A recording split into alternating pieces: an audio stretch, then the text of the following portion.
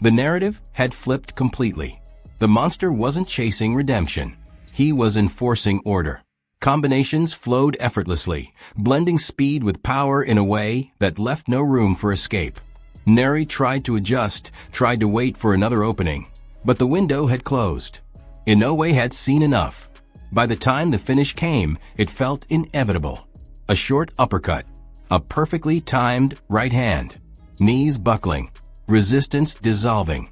Luis Nery crumpled to the canvas, not from a single punch, but from the realization that whatever madness he believed he possessed had already been accounted for.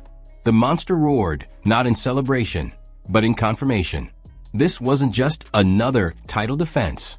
It was a reminder that intimidation only works when it isn't understood, that chaos is only dangerous when it can't be measured, and that every fighter who walks into the ring believing they are different eventually learns the same lesson. There are levels to this game, and Naoya Inoue operates on one very few can reach. And this was only the beginning. Naoya Inoue's story so compelling isn't just how he wins, but how he teaches his opponents who they really are in the process. After the dust settled in Tokyo and Luis Nery was left staring up at the lights, the broader picture came into focus. This wasn't a rivalry defined by trash talk or national pride. It was another case study in how the sport's most dangerous fighters often misunderstand what they're walking into when they face Inoue. They mistake his calm for passivity. They confuse his silence for uncertainty.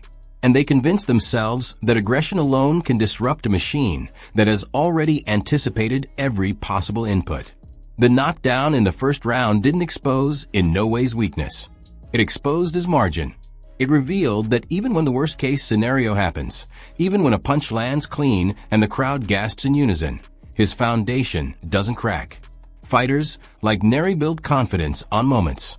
Inoue builds dominance on systems. And systems don't panic when something goes wrong. They adapt.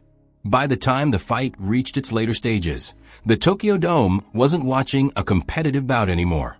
It was witnessing a process. Inoue's jab began to dictate geography inside the ring, subtly herding Nery into the spaces where counters lived.